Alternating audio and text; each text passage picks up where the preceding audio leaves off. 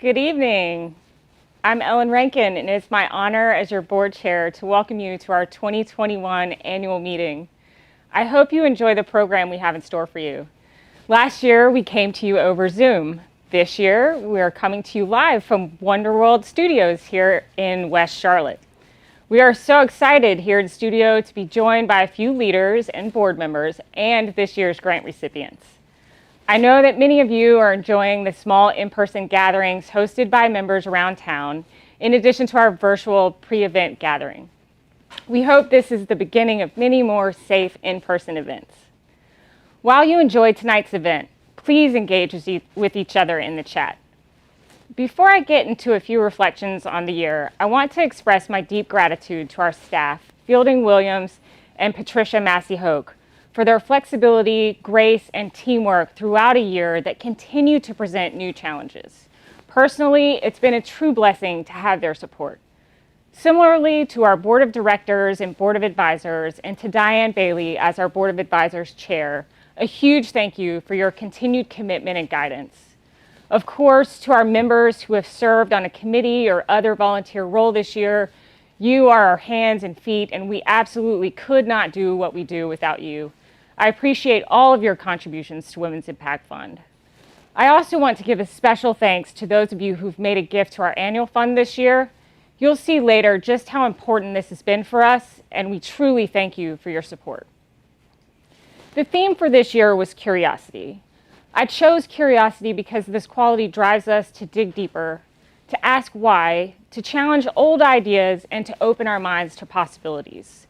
A fitting theme in a year when we launched a new 3-year strategic plan with transformational goals, including telling our story and shaping our growth, creating a more diverse and inclusive organization, and enriching stakeholder relationships with a focus on our WIF values. I'm inspired by the ways that we have demonstrated curiosity this year. Our events took on new, fun formats and were always current and topical, from the outsized impact of the pandemic on women to learning about social equity and voting on the 100th anniversary of the 19th Amendment.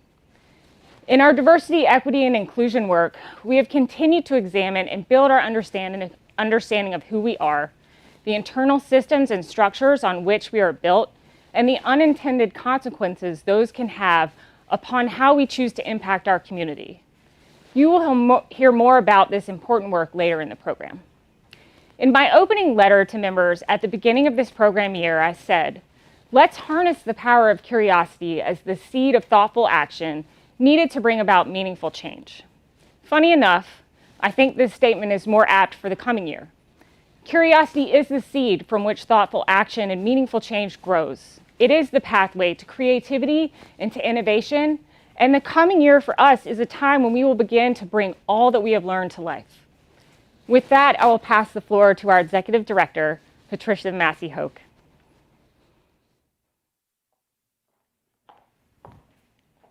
Thank you, Ellen, and good evening, friends.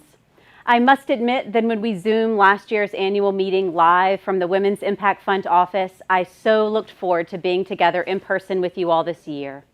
Alas, we aren't there yet, but I'm excited about tonight's new event format and grateful to everyone who made it possible. I come to you tonight to share an operational update on Women's Impact Fund. While this year has been far more virtual than we imagined a year ago, and we have faced challenges as an organization, we have so much to be proud of. First, an update on membership. At our height during the 2019-2020 program year, we had 520 members. We started this year with 478 members, and today we have 441, having lost 51 members and added 20 since July 1st, 2020. While this is disappointing, it is not unexpected given the financial uncertainty faced by many during the last year. This turnover of members is also not unique from other years, though we have felt it more acutely since we have not been able to recruit as many new members in the virtual environment. It turns out Zoom isn't the same as our wonderful in-home socials and New Member Mondays. This being said, we are thrilled to welcome a number of guests to tonight's event and hope you will consider joining our organization as we seek to strengthen women's leadership and philanthropy through collective giving, education, and engagement. Let us know if you have any questions as you think about how you might want to engage with Women's Impact Fund. To current members, both longtime and those who have recently joined, thank you for your commitment to Women's Impact Fund over the last year. I am humbled that we are among your philanthropic choices. You put the collective into collective giving. Please do spread the word to women who you believe would contribute to and benefit from being a part of this organization. A personal invitation can be powerful. Next, a financial update. We are currently projecting to end this year in a net positive financial position, which is an accomplishment given the challenging financial environment. While revenues, including member dues and sponsorship dollars, are down, expenses are also down due to lack of events and in-person gatherings. I am grateful to our membership and operations coordinator, Fielding Williams, and all of our committee leaders who have thought creatively about how to accomplish our goals in a more cost-effective manner. Now, let me join Ellen in sharing my sincere gratitude to those of you who made a gift to the annual fund this year. Contributions to the annual fund help fill the gap between our member dues and our operating budget.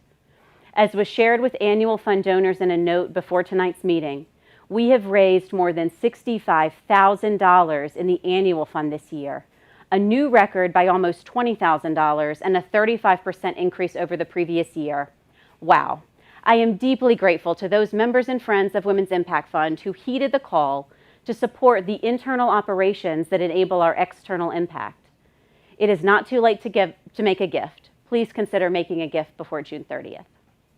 Special thanks as well to our community partners whose sponsorship of Women's Impact Fund, especially in the last year, has been a critical part of our success.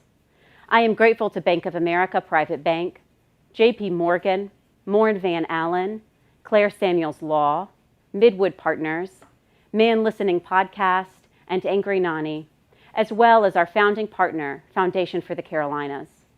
Thank you for investing in female philanthropic leadership in our community. Before we move into the grants portion of the program, I want to celebrate the education and engagement events that we have offered this year. Our Member Education Committee put together an incredible suite of events, 10 in total, including our signature Social Hour for Social Issues event in the fall and Women in Wisdom in the spring. We learned about topics such as voting inequality, food insecurity, civil discourse, women in the workforce, tree equity, nonprofit collaboration, and how we can harness our power as women in our professional and civic lives. Our Women Lead and Lunch and Learn series saw increased attendance this year, likely pointing to a hybrid series of virtual and in-person events this coming year. There's one more Lunch and Learn in June, so be on the lookout to sign up soon. Our membership committee held various virtual gatherings, including coffee and conversations and members and friends socials with fun topics, including Italian night and holiday cocktails and mocktails. More recently, we've begun some small in-person gatherings, such as an uptown art walk, as well as some other small neighborhood get-togethers. I am thrilled that many of you are tuning into tonight's event at one of many in-home gatherings, hopefully the first of many in this coming year. Finally, as we announced in last week's Member Connection email, we recently launched a blog on our website. This can be found on the main menu of our homepage, womensimpactfund.org, and will become the home for all of the featured stories in our newsletter, allowing us to extend our reach and distribution of the good news of Women's Impact Fund through a broader online audience. I'm grateful to the Communications and Marketing Committee and to Fielding for making this possible.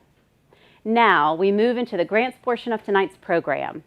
Before we hear from Grants Chair Ann Perper, who will announce this year's grantees, let's take a look back at the impact of grants Women's Impact Fund made in 2019 and 2020 through the voices of our grantees.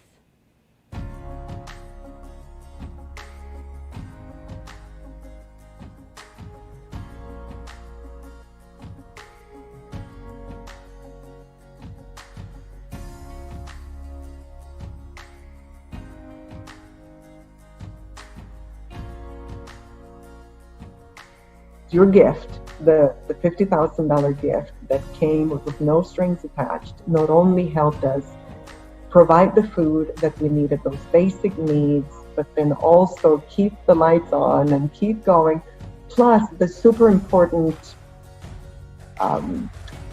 gift of feeling like we were being heard and seen, that we had a community partner that recognized us, that wanted to stand behind us. So thank you so much. The emotional gesture that there are these women that really deeply care for the well-being of our community it helped us with our morale, but it also helped us feel a sense of solidarity. So we decided to host about 30 to 40 students last year in what we called an urban camp experience. And the Women's Impact Fund allowed us to do just that. We were able to bring in snakes and birds and socially distanced outdoor activities for students. One of the other key activities we undertook was introducing some of our young people to, quote unquote, the world of work. We were able to hire 6 students from the community and gave them their first job ever. And in doing that, we talked with them about opening bank accounts, opening savings accounts. What does it mean to be a good employee? What does it mean to show up and be responsible? What does it mean to be a part of a team? What does it mean to lead a team? First, thank you. I would want the Women's Impact Fund to know how deeply grateful we are for your investment in the organization and your investment in the people in the Greer Heights community. We are deeply, deeply appreciative that you gave us our grant. I think with the funds that we got, we could actually keep the orthopedic program going along, as well as use some of it for general operating, but we were able to respond to COVID-19 and keep the program for which the funds were going as well. So that was really quite a nice thing to be able to do. The grant that we received this year was just perfect timing for it, because we had just canceled our annual fundraiser. We were going to celebrate 5 years and we couldn't do it because it was at the end of March. And the impact that had, it was just basically survival. It was perfect. We used for some of the meals that we had, we used it for staff to be able to deliver it, and it was really a huge help. And I'm not sure that we would have done as much as we have done at the end if we didn't get that support at the very beginning of it. So I'm really thankful for it. It has meant hope for us. It came at a pivotal time. It came to us at a time when we didn't know what the future held. And it came at a time with unrestricted support. And why that is so critical is because with all of the unknowns, we had the capacity to say yes to the things we needed to do. Our mantra during this pandemic is stay safe and stay open. And that has meant many bumps and bruises and changes, and we thought we were going on this path, and oh, lo and behold, we're going on this path. And to have the Women's Impact support has allowed us to be able to say yes, put the client first, put our staff first, and do what needed to be done. The grant we received allowed us to house 45 individuals, and I think the 45 is great, but if you go beyond that and really break down that impact, that is housing for someone for a year, right? Not just a month, not just 6 months, that's a year that someone's getting with support as part of a runway to hopefully ongoing stability and self-sufficiency. And then what it also did, which is great, is helped us support the launch of our eviction mitigation program with Charlotte Family Housing. What we did with the funding from Women's Impact Fund was we were able to host a massive tree giveaway at the beginning of the season. And the season starts October 1. So we had a huge citywide tree store, but we made it a drive-through event. Typically people park, they stand in line, they have to go through one-on-one training on how to plant a tree, and it's a lot of contact. So we were able to kind of use that funding and figure out a new way this year to do tree giveaways. So the Women's Impact Funds were such a huge help last year, just because it was such a weird, transition and everybody was cutting back. We had initially asked for help with our plastics lab, and we still use those funds for helping with the Philobot machine, and they will also go towards a 3D printer when we open in the next couple months. So it was, I think we're so grateful that we would have had a project funded, and we were able to still partly do that project, but also keep ourselves kind of alive and well throughout COVID. So we were very appreciative about the pivot that the Women's Impact Fund did, but in helping us, but also we're still able to do our project, the one that we had submitted for initially. So I mean, specifically, I'd love to really give kudos to the Women's Impact Fund for really being leaders in our community. There are so many ways in which this funding has been valuable to us. We've developed a suite of online classes alongside all of our in-person classes. We were able to take previously recorded shows that we never intended to be viewed digitally, and we were able to edit those and host online watch parties at times when nobody could leave their homes. We joined with 40 other children's theaters across the country for a nationwide partnership to adapt and then present a kids' play about racism, which was a virtual production, a shared production all over the country. The Women's Impact Fund grant was a game changer for us, really, this past summer. What we were able to do with half of that money is we used it to pay the stipends for volunteers who made all the online content. And again, these were teachers, artists, musicians who had no employment, who were staring down a pretty scary year financially. And then we took the other half and we put it in savings. So for 2021, we're offering a hybrid model of summer camps. And having that money there allows us to be very flexible this coming summer to get through to where we can be 100% live all over again.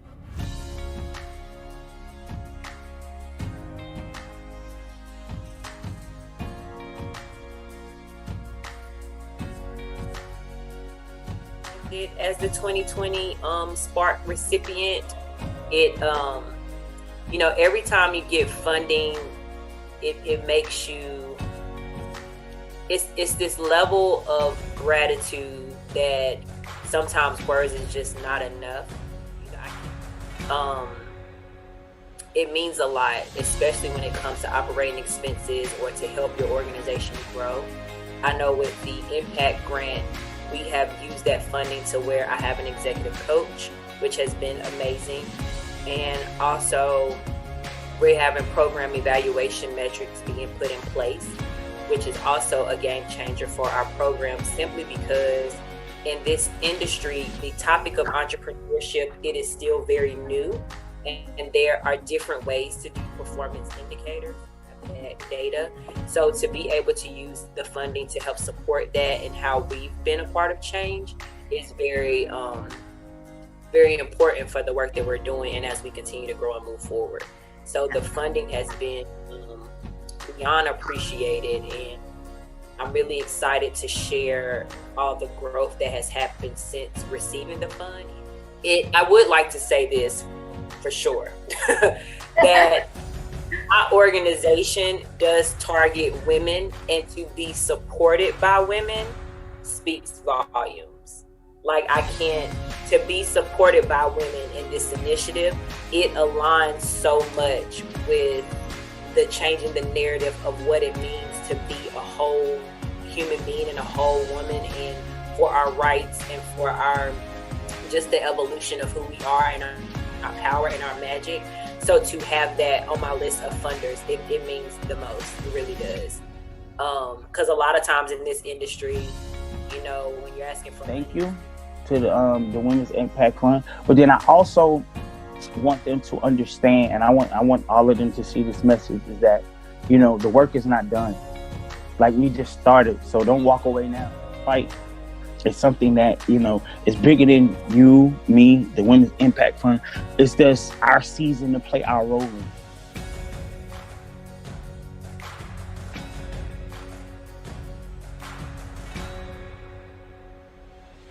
Your generosity has allowed youth villages to pair each young person with a trained specialist to walk alongside them, to provide critical feedback and encouragement, and who can assist them on their path toward independence by giving them the foundational knowledge to find safe housing, stable employment, and ensure that they remain free from legal involvement.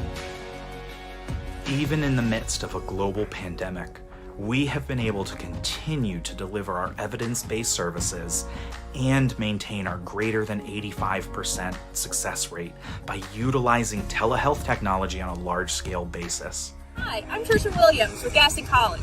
The 2019 Women's Impact Fund grant allowed us to investigate the antibiotic-resistant bacteria along the Catawba River Basin. Over 30 students participated, including women and other underrepresented populations, and we presented our research at several regional and national conferences. We also mentor our students. Many of them have successfully graduated Gaston College. In fact, 2 of them have received full scholarships from the university of their choice. Thank you. I want to thank the Women's Impact Fund for your most generous support. You have impacted the lives of so many high school students, especially during COVID, as we were able to operate in person safely with a cohort of almost 70 students. So thank you. We are so appreciative and just look to continue impacting more students because of your generous donation. Thank you. The 2019 grant from the Women's Impact Fund allowed 104 uninsured women to access free, long-acting, reversible contraception. That's 104 women who didn't have to worry about an unintended pregnancy, complicating what is already a very stressful time. In the wake of COVID-19, your support has been critical to providing uninterrupted access to vital services for our patients. Because of you, our doors remain open, wider than ever.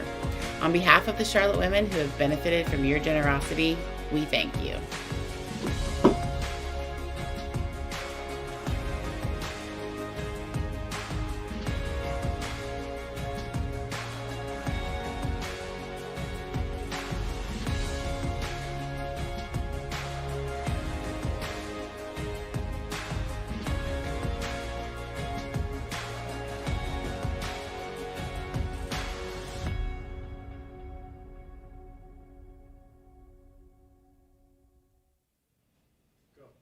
Wow, what an inspiring look back at the impact we've had in the last 2 years.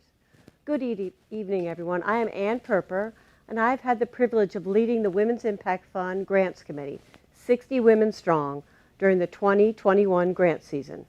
Before I discuss the 2021 grant season and announce our exceptional grant recipients, I would like to take a moment to thank my predecessor, Jean Brinkman, who led last year's grant season. She recognized the need to pivot the process in response to COVID-19, which extended the 2019-2020 grant season into last summer, when the Arts and Culture and Environment grants were awarded. Since these grants were announced after last year's annual meeting, let me acknowledge those deserving grant recipients now. Arts and Culture awarded grants of $50,000 to Children's Theater of Charlotte and $25,000 to Girls Rock Charlotte. And in the area of the environment, grants were awarded to Envision Charlotte for $50,000 and Trees Charlotte for $25,000. Congratulations to these organizations. Faced with some of the same challenges of COVID-19, the growing awareness of racial injustice in our community, and recognizing the trials that our nonprofit community were experiencing, the grants team made some changes to facilitate the grants process and respond to community need. Some of the ways that we tried to adapt our process in response to the current environment were: first, we intentionally reached out to a broader and more diverse group of nonprofits and contacts in our community to expand our reach. We allowed applicants to apply for project or for unrestricted funding to offer more flexibility to grant applicants. Then we simplified the application process by making our letter of inquiry shorter and easier to complete, but added a couple of questions regarding an organization's response to the pandemic and the issue of racial injustice. We also instituted mandatory implicit bias training for all 60 grant members. And finally, we conducted all our grants meetings and site visits virtually to protect our members and respect the grants finalists. This year's grants pool included more than 170 letter of inquiry applicants, a record number of grant requests, and up 20% from the prior year.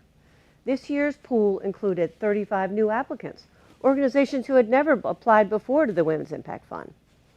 Our hard-working group of 60 grants team members spread across the 5 grants teams worked diligently to give each applicant the consideration deserving of their contributions to our community.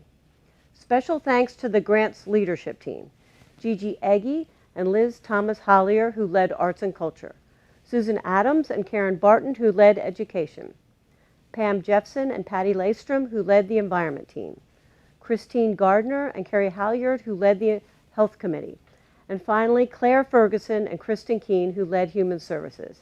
And thank you to all the grants team members that worked tirelessly through a year of increased workload and process change, and did so without the benefit of the fun and camaraderie normally enjoyed with our in-person social interactions. Your selfless dedication to our process once again has yielded a stellar group of grant recipients.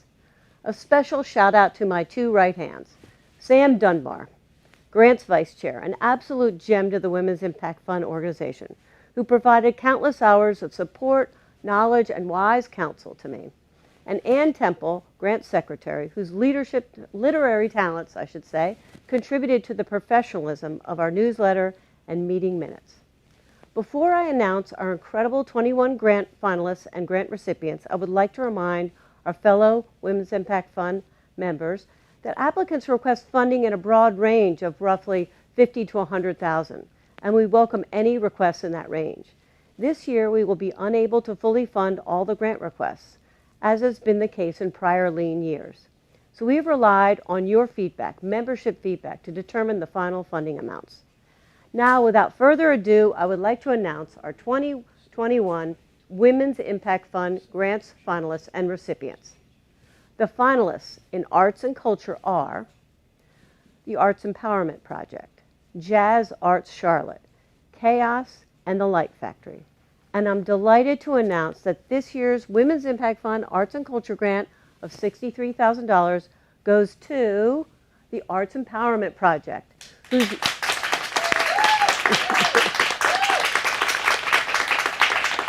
mission is to leverage art opportunities to help break the cycles of violence and trauma in vulnerable youth. We are pleased that Natalie Allen is here with us, the Executive Director, to accept the grant.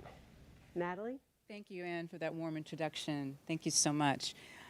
On behalf of the Board of Directors of the Arts Empowerment Project, it is my honor and pleasure to accept this award, and we're so honored to be the Arts and Culture Grant recipient for 2021. The affirmation we received in being awarded this grant represents the understanding that for so many children, art is a refuge. It is also a pathway to new opportunities and a new day. The arts create a space for hope, for healing from the trauma and violence that so many children who are living in Charlotte face every day. It opens spaces for dialogue about the social and racial injustice, conflict resolution, and issues that affect far too many children living in Charlotte who are court involved and at risk. This investment in our organization means that we can scale our programs like Heart Packs, which provided wonderful outreach to children like Jalen, provided outreach to him who, during the darkest days of COVID, received our backpack, which provided really a positive and personal connection to the community. It included a gift card, healthy snacks, art and educational supplies, and when he was alone and during the darkest days of COVID, for days and months on end, and children like him, we were able to touch his life with special notes of encouragement and inspiration. So many like Jalen were managing the stress of living in domestic violence shelters and who were confined to their homes. One of our partners was so excited and said that due to Heart Packs, it was the most engagement they had experienced with their children over and during all of COVID. As a result of this generous grant, we'll be broadening this program and others programs like our Encounters Life Skills Seminar and Promoting Peace program, as well as connecting students with existing arts organizations. We will be better equipped to advance our work by increasing our service to reach more of the 10,000 children here in Charlotte who need our help now more than ever. The award will fund virtual and hybrid workshops and add additional staffing and assistance from subject matter experts to scale our programs. On behalf of the Arts Empowerment Project, thank you again. And this grant really helps vulnerable children do more than just survive. It helps them thrive. So thank you so much. Thank you. Thank you. Okay. Natalie?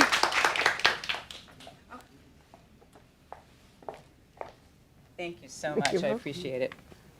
Thank you. Okay, on to education. The finalists in education include Carolina Youth Coalition, Davidson Cornelius Child Development Center, Profound Gentlemen, and Steve Smith Family Foundation. And I'm proud to announce this year's education grant of $95,000 to Carolina Youth Coalition.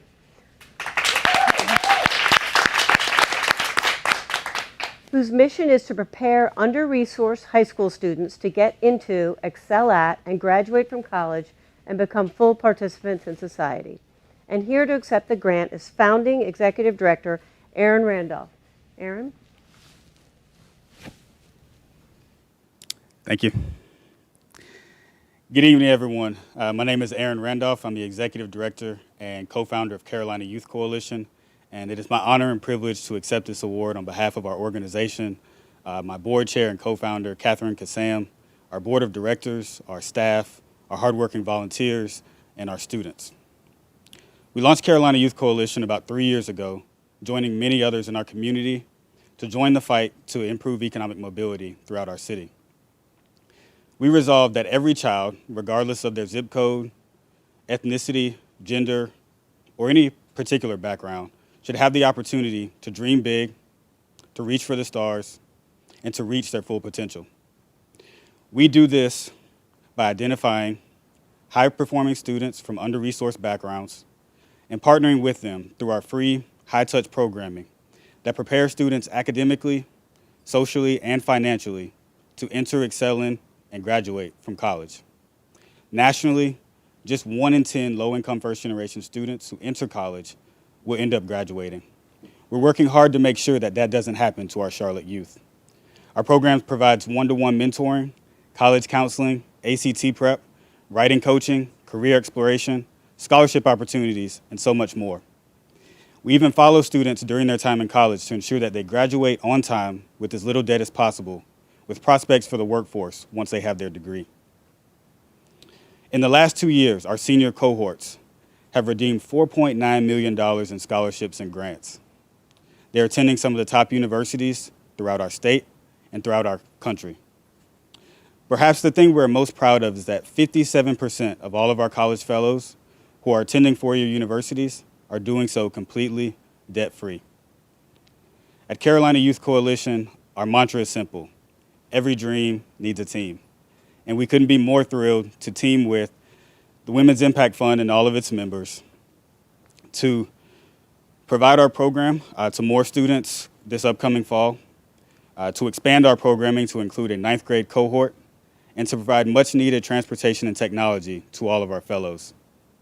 Again, we are supremely thankful for this grant and look forward to partnering with you to make an enormous impact throughout all of our community. Thank you.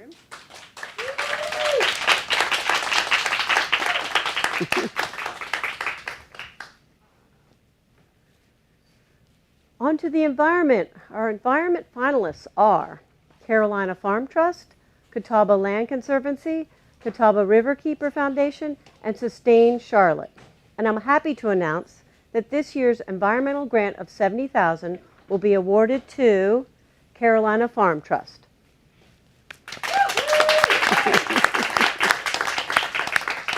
Their bold vision is to feed every person in the Carolinas with locally grown, nutritious produce farmed and sustained on locally preserved land. This grant award will be accepted by Zack Wyatt, founder, president, and CEO of Carolina Farm Trust. Thank you so much, Ann, for that really great introduction. I just, first off, just being in the same group with Catawba Riverkeeper, Sustain Charlotte, and Catawba Lands, it's a great group to be a part of. My team and I are just very honored and humbled that Women's Impact Fund will be funding our mission over the next 2 years. We have a really big vision of strengthening our local and regional food systems by building the infrastructure we so desperately need to support our farming communities, build distribution channels, and ensure that all of us in the Charlotte Metro can participate in our local food economy in an equitable way. Upward mobility, health and nutrition, climate change, and the racial inequalities are deeply interconnected, affected, and rooted very deep in our food system. And systemic issues require systems solutions. Carolina Farm Trust will continue to think bigger and build coalitions to work toward food justice. As a founder of an organization, I really want to thank Claire Tate and Mary Lou Babb for founding Women's Impact Fund, and all the past and present leadership for seeing organizations' visions and giving the financial resources needed to make these impacts in the Queen City that we call home. Patricia, Ellen, and the grant committee, thank you for believing in us, and really thank you for being visionary leaders. We need a lot more of you.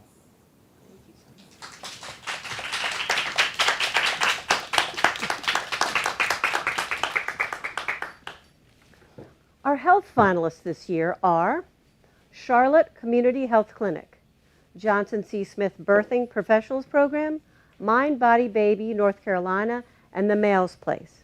And I'm pleased to announce that the 2021 health grant of $76,000 goes to Johnson C. Smith's Birthing Professionals Program. This program seeks to improve maternal and child health outcomes of families of color by widening access to birthing professional training for people of color. Here to accept the grant award is Dr. Karen Morgan, Senior Vice President for Academic Affairs. Karen. Thank you, Ann, for that wonderful introduction.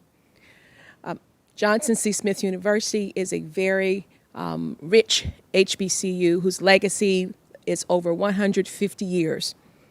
We have a historic role in Charlotte in responding to community concerns, a food desert via our sustainability villages, healthy foods production, K-12 preparedness with tutoring, economic mobility of local Charlotteans through providing access to college.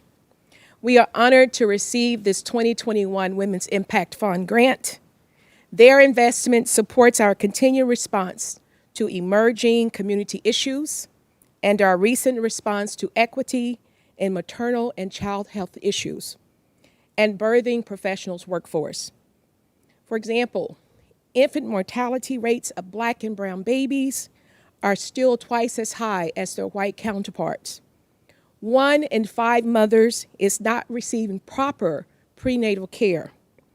We are addressing these issues as the JCSU Birthing Professionals Program seeks to improve maternal and child outcomes of families of color by widening the access to birthing professional trainings for people of color through offering birth doula, perinatal educator, and lactation consultant trainings.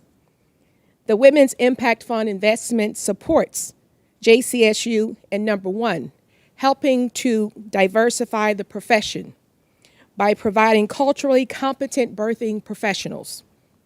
Number 2, contributing to diminishing the racial disparities and inequities in health outcomes for mother and child.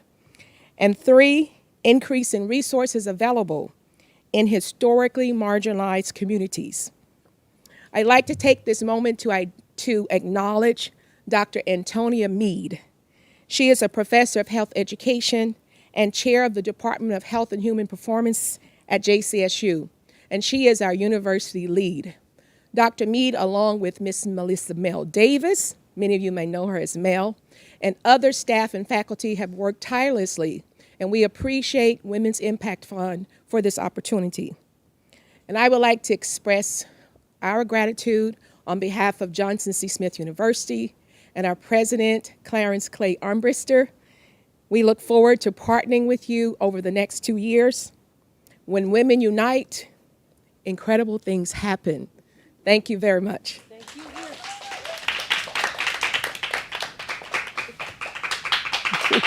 Thank you. And finally, this year's Human Services finalists are Charlotte Family Housing, Commonwealth Charlotte, Freedom Communities, and the Lotus Campaign. and I'm proud to announce that the 2021 Human Services Women's Impact Fund grant of $95,000 is awarded to Commonwealth Charlotte.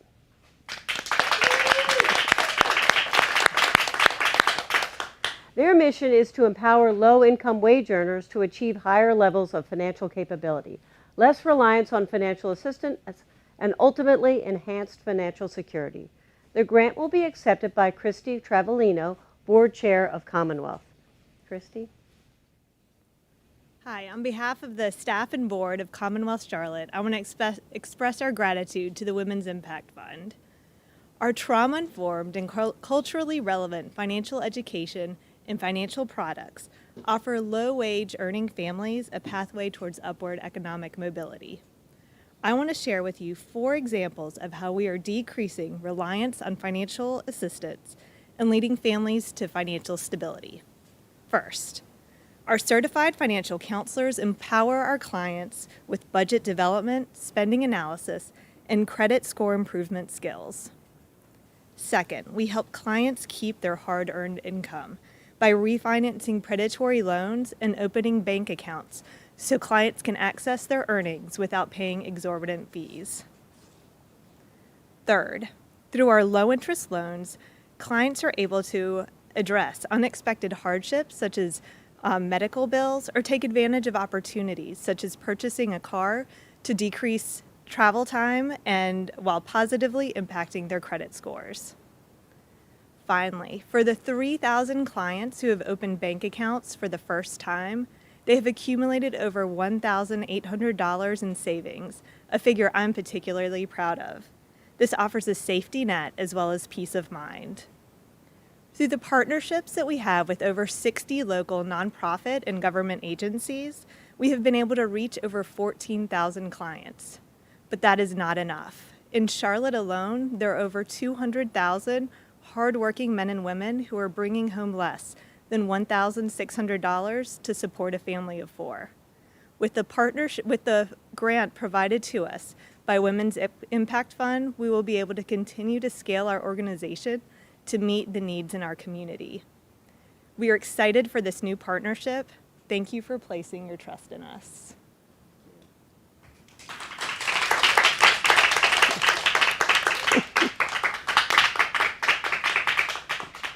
Congratulations to all of this year's finalists and the grant recipients, all of whom do important work and impactful work in our community. We are grateful for all of you. Now I will hand the floor to Sarah Shifflet to speak about 2 Spark grants that we made this year. Sarah? Thank you, Ann, and to the entire grants team, and to this incredible group of community partners, the grant finalists for tonight. So I'm Sarah Shifflet, and it's my honor to represent the Spark team and introduce 2 Spark Award recipients, both led by remarkable and insightful women. Leading the Spark team has been a growth opportunity and rewarding challenge for all of us on the 9-member team. It's been a continual listening and learning process, engaging with a new generation of leaders who are courageous, creative, passionate, and willing to disrupt the status quo.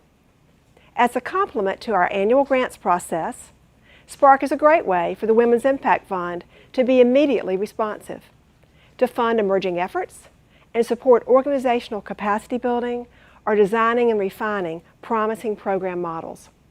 This past year, our Spark dollars have allowed us to invest in and look to leaders with professional and lived experience to address historic disparities in our education and mental health systems.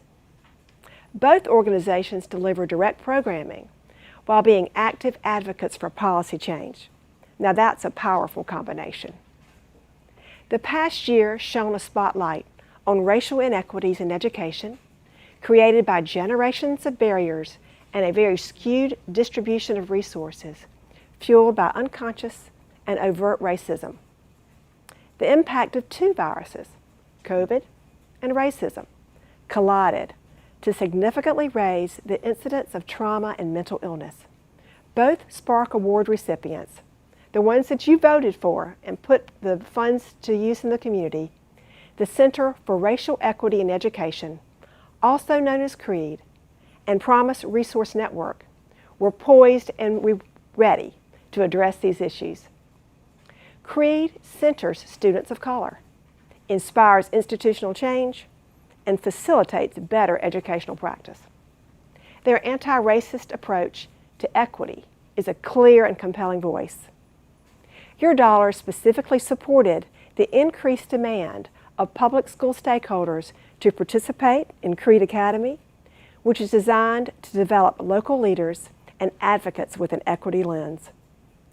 CREED utilizes research, provides technical assistance and training, plus they build coalitions, all with the goal of improving educational outcomes for students of color. Promise Resource Network provides a needed alternative and a complement to traditional mental health treatment services. They use the voices, experiences, and the resilience of people who have overcome trauma, mental health, substance abuse, and related barriers to elevate recovery and wellness. The tremendous and urgent need for increased access to mental health services, it was compounded by the trauma of the COVID virus and persistent acts of systemic racism that have prompted ongoing national protest. So together with these partners, we can shift mindsets about how we address racial inequity in education, how we reframe mental health with a recovery lens. We can participate by subscribing to The Rewire, CREED's monthly newsletter, and recommending CREED to educators in your network. Check out the mental health recovery offerings on Promise Resource Network's website, and utilize yourself or refer others to their peer specialist warm line. So now it's our privilege to hear directly from Janeen Bryant, the co-founder and director of program operations for CREED, and Cherene, Caraco, the CEO of Promise Resource Network. Janeen will speak first, and then she'll hand it over to Cherene. And then following their remarks, we'll get to hear from Women's Impact Fund member Janelle Logan on our diversity, equity, and inclusion efforts. Now I want to welcome Janeen and then Cherene.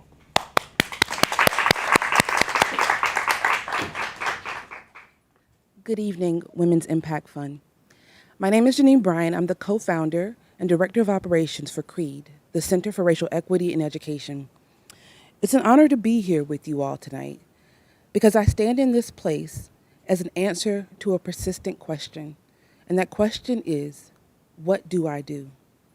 As Sarah spoke, I was reminded of the turmoil of 2020. It was not only the COVID pandemic that we were facing. After the killing of George Floyd and the killing of Ahmaud Arbery and the killing of Breonna Taylor, and I could go on, many of us were left asking, what do I do? CREED, as the Center for Racial Equity in Education, knew that we were thinking beyond what would happen to our students. We were asking ourselves, how can we support our educators in leading with awareness? Not only to build and heighten their role as leaders in their classroom, but beyond that and in the community. We were asking ourselves, how do we help build their approach? Because we know we are not alone in this work. This work requires all of us, and our educators are a vital part of our voice. And last, how do we activate change? When we know that behaviors and mindsets have led us here, what do we do? How do we answer that question? So it is tonight that I say thank you to the Women's Impact Fund, because it's with your support that we can reach and directly support and develop over 100 educators, community members, advocates. These leaders know that they will have to have a necessary behavior change if we are to change the systemic issues that face us. CREED believes that race will no longer be a predictor of our outcomes. And so when we heard the question, what do I do? We wanted to answer. We wanted to share definitions. We wanted to help people address their bias. We wanted to help people confront oppression. We wanted to build something better together. And it's with your help and support, Women's Impact Fund, that we are able to provide virtual classes and direct interaction to over 100 educators across the state of North Carolina, but particularly here in Charlotte-Mecklenburg. So when we ask that question, what do? I know that Women's Impact Fund had an answer, and we thank you.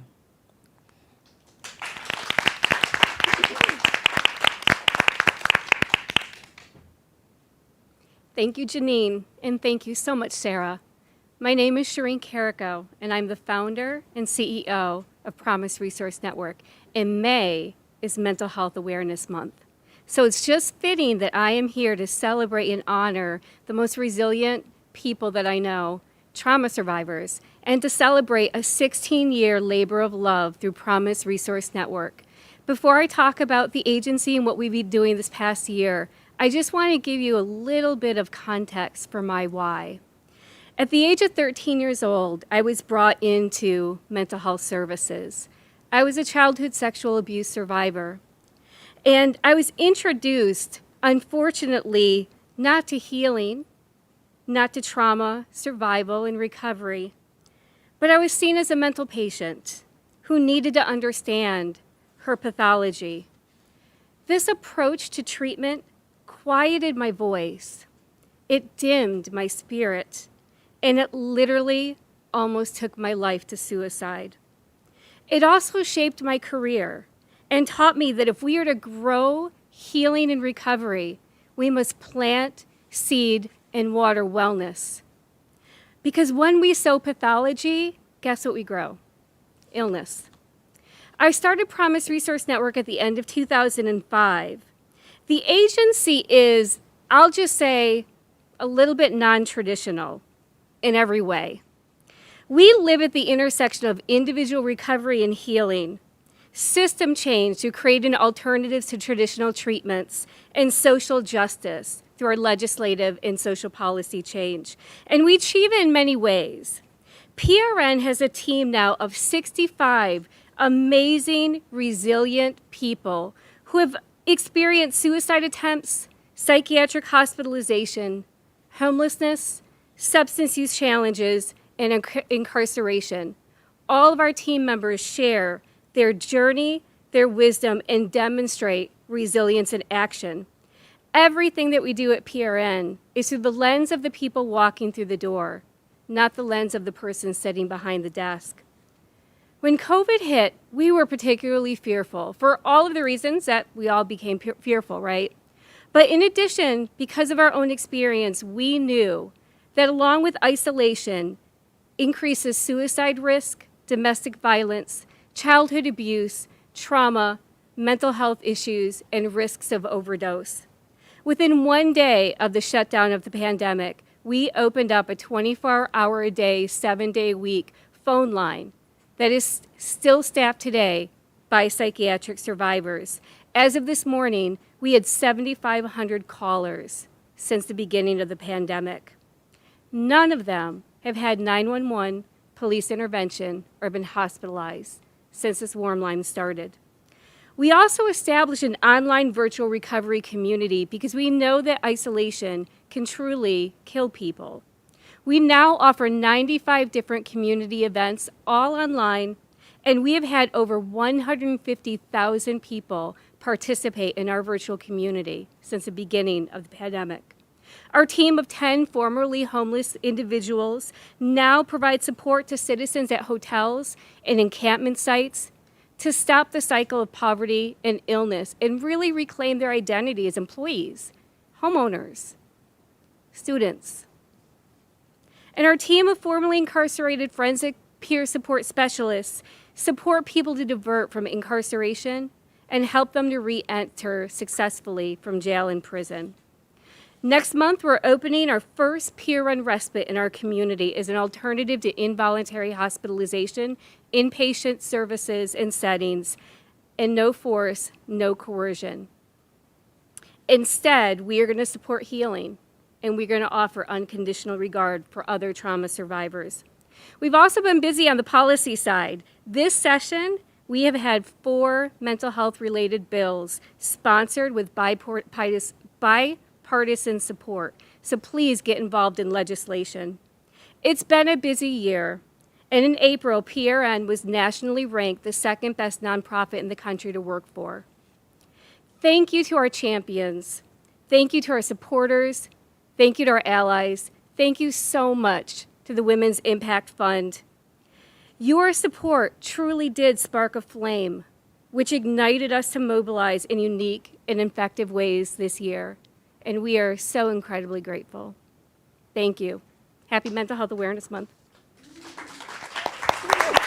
Hello, everyone. My name is Janelle Logan. I'm an at-large board member for Women's Impact Fund and the co-chair for the Diversity, Equity, and Inclusion Task Force. I'm here today to talk with you about our efforts around diversity, equity, and inclusion, and why it's so important at this moment in WIF history as we think about going forward in a moment that is really kind of challenging, not only here in Charlotte, but across the country. And when we think about growth and opportunity and our impact, this is really the time to do the work. And if we think about our history as an organization, one of the things that we've never shied away from are challenges and difficult moments. We're really kind of founded in this idea of making change in Charlotte and looking at the kind of ripple effects of how local change can really affect a broader community. And so when we think about diversity, equity, and inclusion, when we look at what's happening around the country in this moment, when we think about how people are really asking for, calling for, and in some ways demanding that we all operate differently, our task force, our work this past year, and the work going forward is in response to that. So I'll start with a little bit about what we've done thus far this year. The Diversity, Equity, and Inclusion Task Force included a range of members who are invested in this work and even more invested in the organization. So my co-chair, Ann Allen, was instrumental in the work, along with Ann Essay, Betsy Conway, Michelle Cottrell, Sharon Harrington, Liz Hollier, Julie Sheffer, and Sarah Shifflet. And we worked together this past year to really kind of investigate and to talk with community members to see about how we could make change. We also talked to members who are part of the organization and asked, what can we do next? Thinking about our history and our foundation. And there were a couple of things that really came up. So when we think about community and grants, we're really, really strong in the way that we support smaller organizations and are really Charlotte focused. We do that incredibly well, and everyone was really excited about those efforts. There were, however, some places where we could grow and expand. Those places included thinking about the voices that are invited to the table to inform us of what is important for Charlotte. There are a lot of great people that we look to. We often speak to leaders, but we generally don't invite those that are closest to the challenge to speak to us about how we can make change. The other thing that we do is when we think about recognition, we have to think about that broadly. And so there are some changes that are going to come up this year with grants. But before I talk about the changes, I do also want to talk about the membership perspective. When we think about where we've been, we've often and always had incredibly strong women who lead change in their organizations. But sometimes we've left other voices out. And so we're really thinking about how can we bring more people to the table? How do we really invest in and become a reflection of Charlotte when it comes to our members? And so there's real action that's coming this year. So I'll start talking about membership and then kind of end with grants. And these are the things that we're planning on doing. So for membership, we really want to foster and sustain an inclusive culture at WIF. We want women of diverse backgrounds to feel comfortable. We want them to believe that the organization is invested in their voice and their work. And we want them to genuinely want to share their time, talent, and treasure with us. This is the way that we can not only reflect Charlotte, but build a stronger organization. We plan to continue the implicit bias work that we've already begun this year that many of you participated in. And we hope to really expand our membership engagement and opportunities for us to not only talk about diversity, equity, and inclusion, but to really think about how it affects all of us, how we can come together, and how we can elevate other ideas in our education programs so that we can truly be informed and a collective in doing this work. When we think about grants, which often feels like the hardest space to kind of make change, there's one thing I really want everyone to remember. When COVID hit, we instantly made changes that meant a lot to organizations, but it maintained our integrity at WIF. And so when we think about making these changes, don't be nervous or concerned or afraid because we've done it, right? But there are some other things that we can do, and we can do them immediately. One of the big things that we want to ensure, and we've heard this from other organizations, the smaller organizations that we fund and people who are part of the work, is that we're great at giving, but sometimes we make people and organizations feel as other, and that's totally fine. Other philanthropic organizations have had that same experience, so we're all thinking about how do we change this. So at the center of our work, we want to remain humble, we want to be community driven and focused, and we want to really put our attention on organizations that we're giving to, right? We're stepping away from being WIF-centric and really being community and organizationally focused. Some other things that we're doing immediately, we're going to start webinars ahead of the LOIs going live so that we can inform organizations about the process and for them to already decide if it's a good fit before they go through the grant making process, and hopefully limiting some frustration that may come from that. We are thinking about our experts again and inviting other voices to come and kind of inform us about like the process and where we should be looking. We hope to evaluate our grants process over the next year, and all of us will be a part of that, right? And really thinking about how are we giving money, to whom are we giving money, and how can we really be, again, reflective of community. One other thing that I'm really excited about is this idea of recognizing our finalists and recipients for our grants.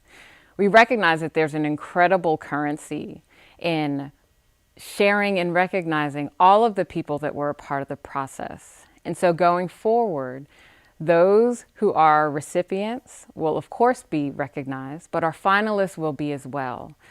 We believe that that will allow them a different space and opportunity to apply for other funding, but then also recognize the hard work that they've done as a part of this process and as their general work. So while there are the task force has been doing this work, while WIF as an organization has been thinking about inclusion and diversity and equity, we want to remind everyone that this is an individual journey as well as an organizational journey, and we hope that you will join us in this. So if you're interested at all in joining kind of some of us in doing this work, please let either myself, Anne, or Patricia, or Fielding, or even Ellen know so that you can be a part of this process. We all are going to take this journey, but we recognize that single voices can't lead the change. And we invite you to be a part of that process. Thank you. Thanks to Janelle for providing that update on our important diversity, equity, and inclusion efforts. Good evening. I'm Carolyn Mead, your governance chair, and it's my pleasure to present to you those talented women who have agreed to join Ellen on the board and lead us next year. The Governance Committee, whose names you see here, met weekly from January through March to consider this organization's needs and your nominations. And I want to thank each and every one of them for their dedication, their thoughtfulness, and their time. Each Governance Committee member has a long history with this organization and a vested interest in ensuring its ongoing success. I also want to thank those of you who self-nominated or nominated your peers as part of the survey that went out at the end of last year. The slate you will see has been approved by the current Board of Directors and now comes to you, our members. Final approval requires a quorum, or at least 10% of our members who are present at this meeting. Now, to the Board of Directors. Our nominees are, first, within the Executive Committee, for incoming Chair, Nikki Gerald. For incoming Finance Chair, Christiane Feltz. For Secretary, Angela Oliver. While I do not have time to share details about each board member, I do want to highlight Nikki Gerald, who has made a 4-year commitment to the Women's Impact Fund Board of Directors. 1 year as incoming chair, 2 years as board chair, and the follow-on year as the immediate past chair. Nikki joined Women's Impact Fund in 2014 and has served in various roles, most recently as treasurer and finance chair and as audit chair. Also nominated for board service, serving at large, Donna Dunlap, and also at large, but recognizing too her role as Spark Chair, Arlene Farabee. Within communications, we had 2 roles to fill as a new job has taken Jamie Tynan out of Charlotte. Liana Humphrey, not pictured here, has agreed to stay in the role of Communications and Marketing Chair for an additional year, and Haley Ariano will work with her as Communications and Marketing Vice Chair. For Community Impact Vice Chair, we nominate Angela Shull. I will note this coming year is the first year that the woman in this role will serve on the Board of Directors. For Education Vice Chair, we nominate Joy Marshall. For Grants Vice Chair, Liz Thomas Hollier, and as our Membership Vice Chair, Mary Stokes. In addition, for Incoming Governance Chair, we nominate Marquita Payne. Marquita will serve on the Governance Committee next year and rejoin the board in July 2022. This slide shows the 2021 to 2022 board slate. Those women with asterisks beside their names will join the other women who have previously been serving on the board. We are grateful to each of you for the contributions that you make to Women's Impact Fund. You should now see on your screen a request for your vote. For those of you who are members, cast your vote by texting WIF grants, in all caps, to 22333. You will get an automatic response. Once you do, you can cast your vote by pressing 1 for yes to approve the slate and 2 for no. Please cast your vote now. Again, we ask that only active members of Women's Impact Fund vote. As you're casting your votes, I want to acknowledge the commitment of each woman on the board. These roles generally represent a 2-year commitment. The first is incoming or vice chair, the second is the lead.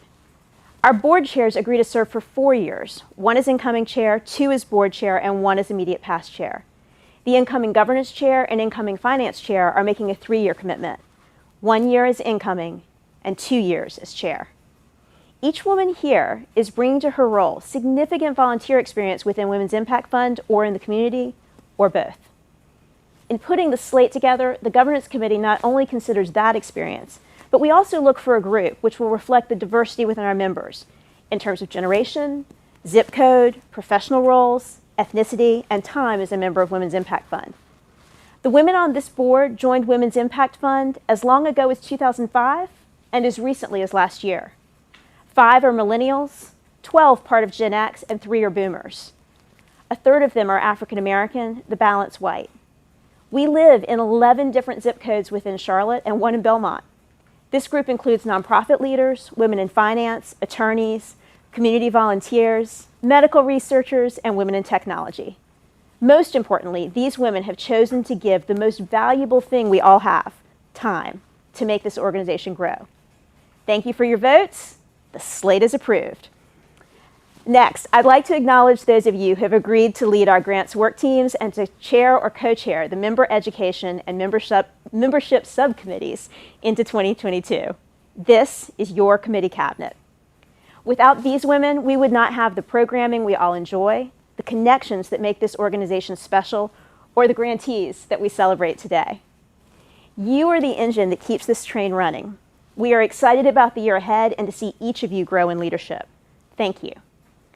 Finally, it is my pleasure and honor to nominate our 2019 to 2020 board chair, Lisa Miller, to the Board of Advisors.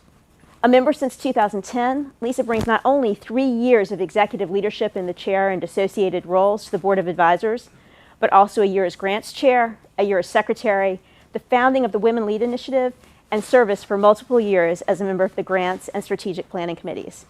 We are excited to have Lisa's wisdom on the Board of Advisors, along with all of the women whose names are shown here. Special thanks to Diane Bailey for entering her second year as chair of this respected group. Now, please repeat the same process to cast your ballot for Lisa Miller to join the Board of Advisors and to confirm the Board of Advisors membership as a whole. If you cast a prior vote for the Board of Directors, all you need to do is press 1 for yes and 2 for no. If you did not participate in the first vote, please text WIF grants to 22333 to join the vote.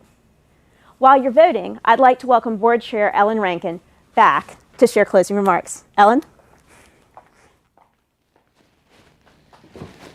While the membership votes on our Board of Advisors, I'd like to take a few minutes to thank Lisa Miller for her service. As mentioned, Lisa has continued to serve on the board, focused on stewarding our strategic plan. As if this weren't enough, she served on the Governance Committee and the Communications and Marketing Committee this year and has been active in our DEI work. Lisa, thank you for all that you have done for us and for me personally. You have been my trusted advisor, and although you will be relinquishing some of the roles you have filled this year, I won't let you go too far. I want to also recognize Claire Tate and Mary Lou Babb, our founders and members of Board of Advisors.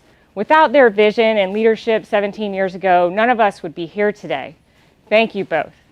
And now, I'm excited to report that the 2022 Board of Advisors slate has been approved. Congratulations to our newly elected leadership, and most importantly, to our 2021 grant recipients. We look forward to supporting and partnering with you in the good work that you do in our community. To our members, I'm grateful for your investment in Women's Impact Fund and for the ways in which you have leaned into curiosity this year. From virtual events to committee meetings and grant discussions on Zoom, to asking hard questions about diversity, equity, and inclusion in our organization, you have done the work, and thank you. In the coming weeks, be on the lookout for our annual membership survey and committee sign-up. We look forward to hearing about your experience in Women's Impact Fund this year and learning how you want to be involved next year. I'm proud of what we have done together this year and look forward to my second year as your board chair. Since it is tradition to pass the gavel, I suppose I will pass it to myself. And with that, we are adjourned. Thank you for being here. Have a great evening.